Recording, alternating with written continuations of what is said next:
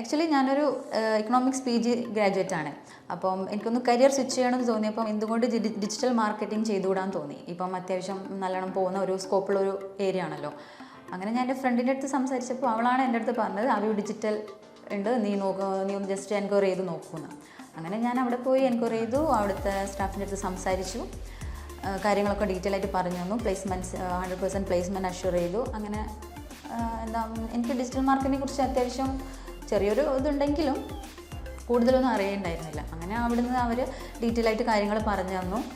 അപ്പം പിന്നെ ഞാൻ തീരുമാനിച്ചു, ഓക്കെ എന്തുകൊണ്ട് അവ തന്നെ എടുത്തുകൂടാന്ന്. അങ്ങനെ ഞാൻ അവിടെ വന്നു, നന്നായിട്ട് പോകുന്നു. ഇപ്പോൾ സ്റ്റാഫായാലും അവിടുത്തെ സ്റ്റുഡൻസ് ആയാലും എല്ലാവരും നല്ല രീതിയിൽ മീൻസ് ഞാൻ എടുത്തത് ഓക്കെയാണ്. സ്റ്റുഡൻസിൻ്റെ പോയിൻ്റ് ഓഫ് വ്യൂവിൽ നമ്മൾ നോക്കുകയാണെങ്കിൽ നമ്മൾ മെയിനായിട്ട് ആലോചിക്കുന്ന കാര്യം നമ്മളെ പ്ലേസ്മെൻ്റ് ആണ്. എവിടെയെങ്കിലും പ്ലേസ്ഡ് ആവുമോ, എനിക്കൊരു ജോലി കിട്ടുമോ എന്നുള്ളതായിരിക്കും. അപ്പോൾ അവയുടെ കേസിൽ നോക്കുകയാണെങ്കിൽ അവർ 100% അഷുറൻസ് ആണ് പ്ലേസ്മെൻറ്റിൽ തരുന്നത്.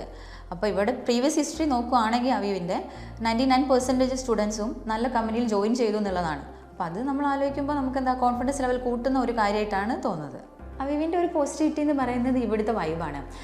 ആക്ച്വലി എനിക്കൊരു സ്കൂൾ കൈൻഡ് ഓഫ് വൈബാണ് ഇവിടെ കിട്ടിക്കൊണ്ടിരിക്കുന്നത്. ഞാനൊരു PG കഴിഞ്ഞിട്ട് ഈ ഒരു ഫീൽഡിലേക്ക് വന്ന ആളാണ്. അപ്പം തിരിച്ച് വീണ്ടും ഒരു സ്കൂൾ ലൈഫ് അല്ലെങ്കിൽ ഒരു +2 ലൈഫ് കിട്ടിക്കൊണ്ടിരിക്കുന്ന പോലെയാണ് എനിക്കിവിടെ ആക്ച്വലി ഫീൽ ചെയ്യുന്നത്.